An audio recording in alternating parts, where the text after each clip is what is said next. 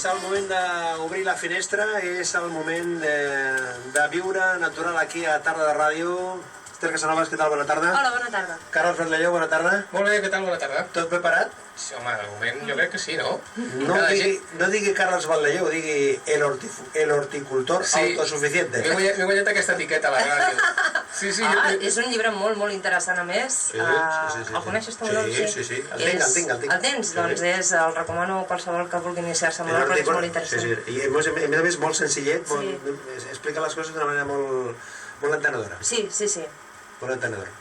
Doncs ja veus, avui hem complert la paraula que dèiem la setmana passada, hem comprat una jardinera, l'hem omplert de substrat, i l'Ester també ha complert i ha portat els planters.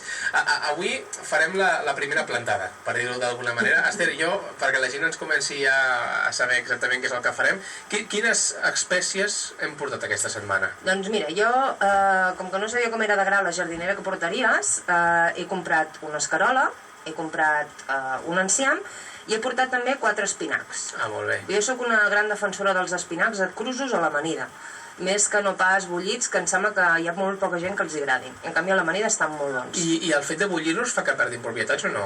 Home, queda totalment diferent, perquè pensa que no és el mateix la fulla tendra que la fulla bullida. Jo us animo a que proveu un, i si no us agrada ja m'ho direu, però un està molt bo. Perquè ens entenguem, un enciam de planter és un enciam de 4 fulletes que fan 4 dits, més o menys, i hi ha, 4 dits també de sorra, que és on està la llavor plantada, i ara és quan hem de plantar-la en aquesta jardinera, que hem d'explicar que fa uns 60 centímetres de llarg per uns 30 pocs d'ample, més o menys, eh? Sí, i dalt fa també uns 30 i alguna cosa. El que has fet una mica malament, deixa'm que et renyi, la primera renyada, ja. No, home, de carinyo, amb carinyo. És no-omplir-lo fins a dalt. És no-omplir-lo fins a dalt. Ja ho sabia jo, que aniria per aquí. Aniria per aquí. S'ha de posar al terra fins amunt. A veure, fins a dalt, aquí en Carles ha deixat ben bé 4 o 5 dits. Només un parell de dits? O un, perquè penseu que ara el substrat està molt esponjós, però al moment que reguem es compactarà poc o molt i això s'abaixarà. La terra fins a dalt? Gairebé. Com més amunt, millor, sí, perquè més espai li donem a les arrels perquè puguin créixer. Clar, aquí no hi ha problema que encara que l'enciam quedi fora, les fulles puguin caure en fora, és a dir, quedaran ben fermes, eh? Sí. La primera errada que vaig cometre al principi era per això, pensant que, ostres, si poso de terra fins a dalt, potser les fulles els primers dies es planxen cap al cantó. No. Llavors, el que plantarem ara són escarola? Una escarola, un enciam, i podem posar-hi, per la mida d'aquesta jardinera, hi podem posar un parell de mates d'espinacs. Vale. T'anava a dir una cosa, i és que això que tu dius que tenies por que les fulles se't caiguessin cap enfora, tu quan tinguis un dubte així, que pensis, hosti, em passarà això, pensa en un camp, pensa en un hort d'un senyor que tingui un camp gran, no com nosaltres que fem en jardineres. Aquests senyors no ho poden fer, això que tu dius, no els hi cauen pas les fulles. A vegades és molt fàcil pensar amb el símil, amb el pagès d'hort de terra a terra, per exemple, en aquesta circumstància igual hagués pensat, doncs no, perquè amb això un pagès no ho faria. Ara tenim ja el substrat aquí, quan el comprem amb aquests sacs, tenim pendent parlar un dia dels substrats, que hi havia moltes classes, però ve a vegades amb trossos de substrat molt compactes, això ho hem de desfer bé, és a dir, quan més de sorra quedi, millor, no? Sí, com desterronar, se'n diu d'això. Exacte, doncs desterronar. Sí, si hi ha algun bloc que queda més o menys compacte, doncs amb les mans el podem desfer molt fàcilment. Aleshores, per plantar-los, veig que portes guants. Recomanem l'ús d'aquest tipus d'estris, igual que, per exemple, també comprar algun raspall, alguna rascleta, alguna cosa que ens ajudi, o amb les mans ho podem fer tranquil·lament? Amb les mans ho podem fer perfectament. El que passa és que jo soc molt fina i com que porto les ungles molt llargues, perquè no se m'hi fiqui la sorra per dintre, doncs faig servir guants.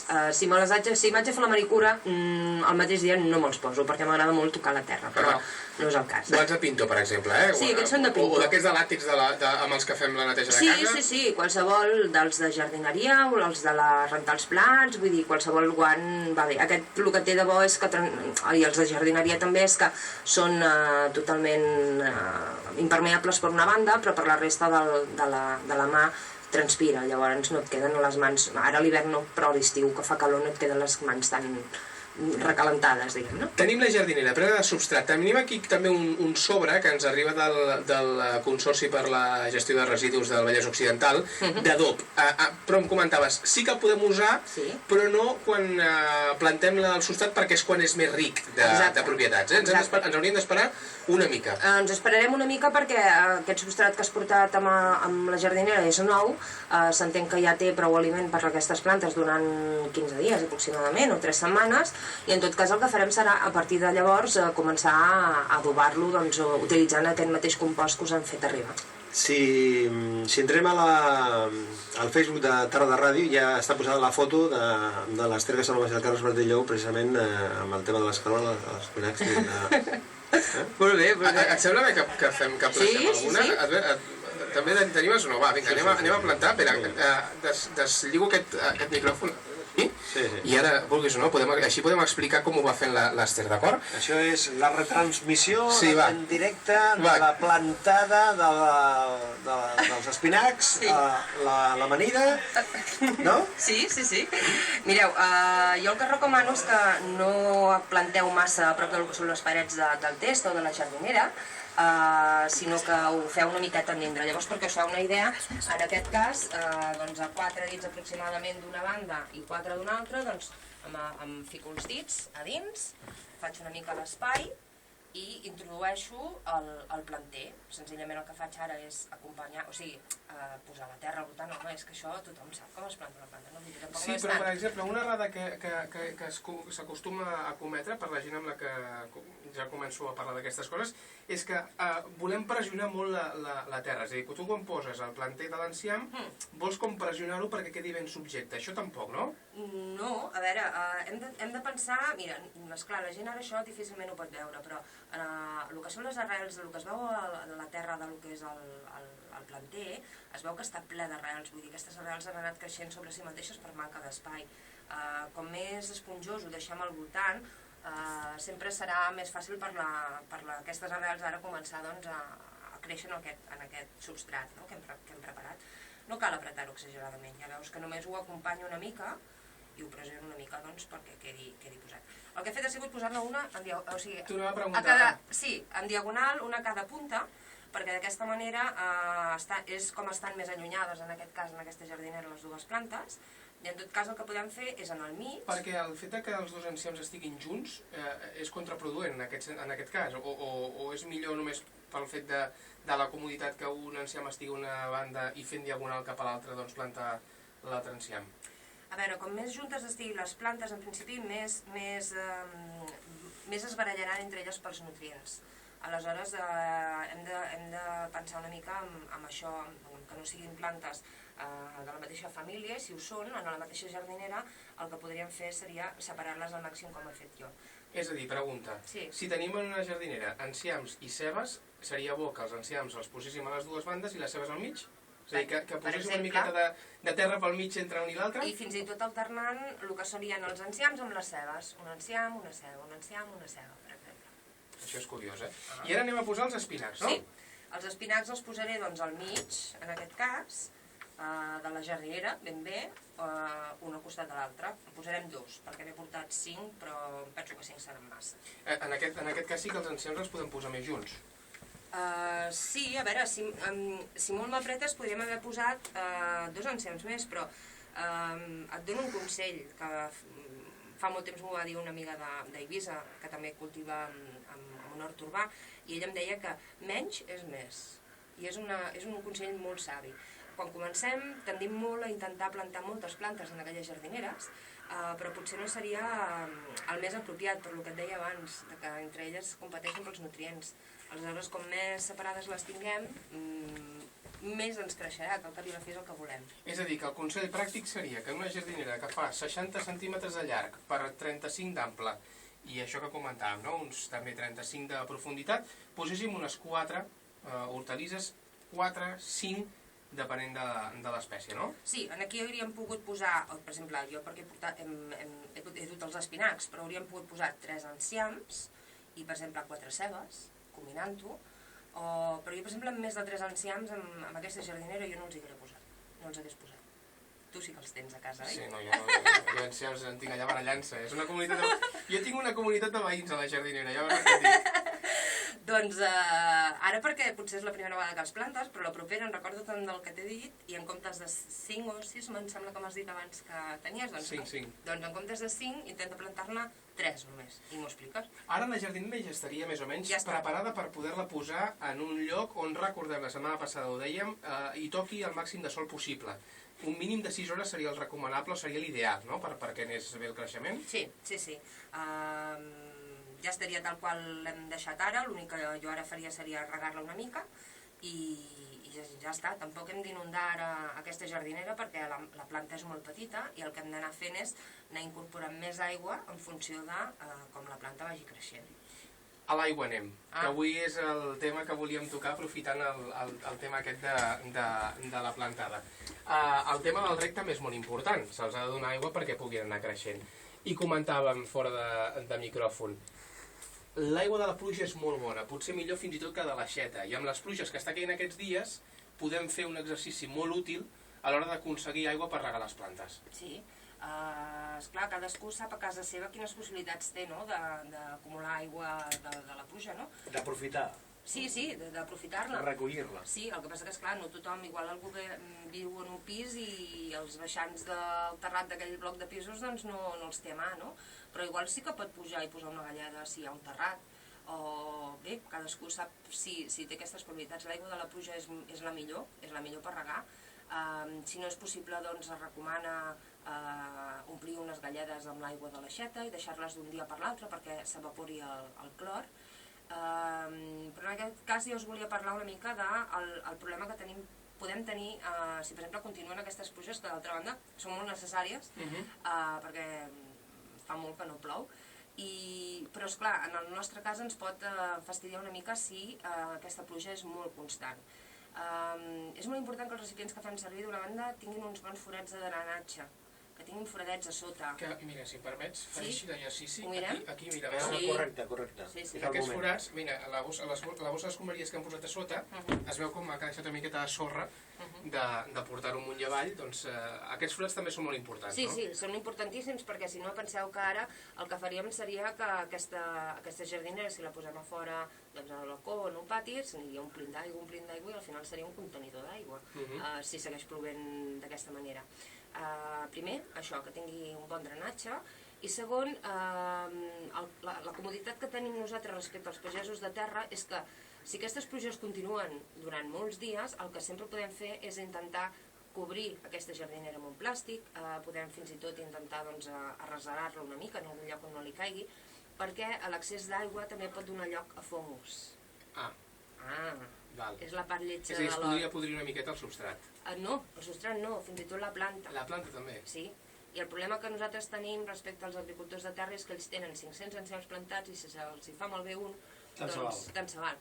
Però nosaltres que estem amb aquests 2 enciams aquí, que cada dia ens els estem mirant, doncs la veritat fa molta ràbia. Aleshores és convenient tenir present la possibilitat de, si aquestes pluges persisteixen durant molts dies, poder arreserar la jardinera o cobrir-la amb un plàstic o alguna cosa, i tenir presents que se'ns poden presentar problemes de fongs, tant amb les coses de l'hort com amb la resta de plantes que tinguem a casa. I parlant de l'aigua, quan s'ha plantat ja és necessari posar aigua. Quina quantitat d'aigua? Això és com allò de la sal als menjars. Sempre faig el mateix símil perquè és una que és molt fàcil d'entendre, no? S'ha d'aprendre una mica a veure, a conèixer les necessitats de la planta. No hi ha una fórmula magistral per dir necessita 1 litre avui i quan sigui més gran 2 litres. Per exemple, aquests planters que hem posat avui, ara quan els reguem amb el que seria un got d'aigua, que és un quart de litre aproximadament, al voltant del que és el planter n'hi hauria suficient i no caldria empapar del tot el que és el substrat, perquè aquesta planta encara ha de créixer i l'aigua que tirarem si empapéssim tot el substrat seria inútil perquè al fons d'aquesta jardinera ara mateix no hi ha arrels. A part que regar de més és tan perjudicial com regar de menys, perquè si reguem de més el que estem fent és netejar, rentar el que se'n diu el substrat de nutrients tot el que se'ns escapi pel fons de la jardinera són nutrients que aquell substrat està perdent. Això també és important. Una pregunta que et volia fer al voltant de la pluja. Clar, les veus aquí, pobretes, tan indefenses, i penses, com caiguin les gotes d'aigua que estan caient aquests dies, me les deixaran aquí esparracades totes i veuràs tu com costarà després aixecar això. Hi ha algun problema? Val la pena guardar-les a l'interior de casa o que caigui la pluja que vulgui, que al fi i al cap són plantes, com tu comentaves, de camp, i si s'aguanten en un pagès, doncs també s'aguanten a casa?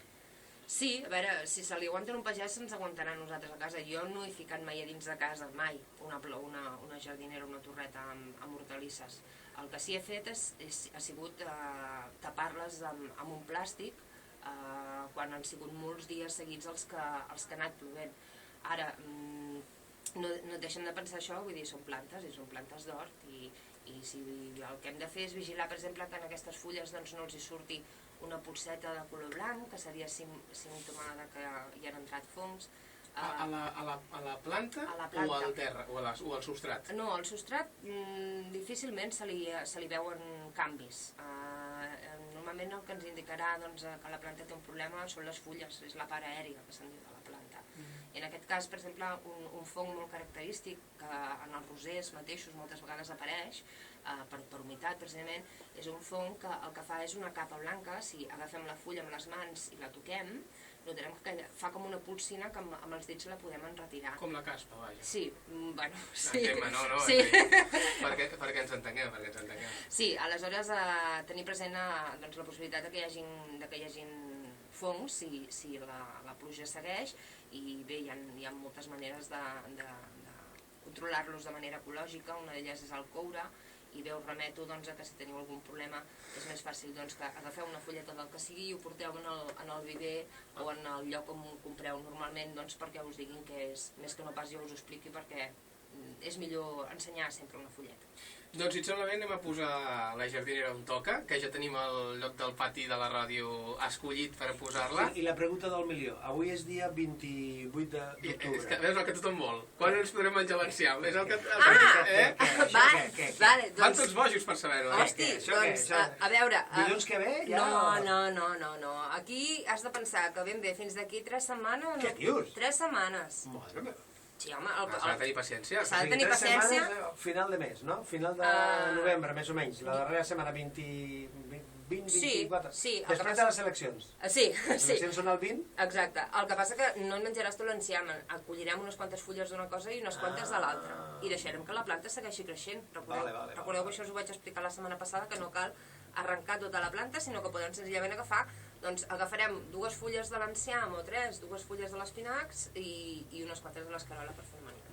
Carles, on podem saber més coses d'aquestes orientacions i informació tan necessària que ens explica l'Ester Casanovas? Doncs mira, ho podem trobar al seu Facebook o si no al seu blog, que si et sembla bé doncs te'l pregunto i així tothom pot anar a visitar-lo i trobar nous consells. Sí. El blog el teniu a http://picarona.blogspot.com. El tenim en castellà amb aquesta adreça i en català és la mateixa adreça, però és picaronablog acabat en c.blogspot.com. Des de Picarona en castellà hi ha un enllaç en català i en castellà. Sí. Doncs allà estaran totes les informacions i a més també algunes fotos i algun vídeo que veig que s'està gravant també per posar allà. Sí. És el moment, són aquestes coses que s'han d'escoltar i s'han de veure. I ja podem explicar que la setmana que ve sabrem si això funciona o no i que podem parlar amb un comerciant d'aquesta fira que la setmana passada ens presentava l'Ester. Molt bé, moltes gràcies. Tenim alguna fira aquest cap de setmana? No, aquest cap de setmana, com que casualment el mes d'octubre té 5 dissabtes... Toca descansar. Sí, demà descansem. Aleshores tornarem el primer dissabte de mes amb la fira. Escolta, estava pensant que per fer la inauguració de la jardina aquesta no hem de posar cava ni res, no? No, millor que no, una mica d'aigua i ja està. I no tallar cap fulla, com a molt tallar una cinta, però la fulla no, Tampoc. No cal. Ester Casanovas, gràcies per compartir aquesta estona amb nosaltres. Gràcies a vosaltres. Horticultor, ¿vale? Muchas gracias. Et diuen l'horticultor? Aquí me diuen de tot ja, tothom sap. No, la foto xula, Queda't bé.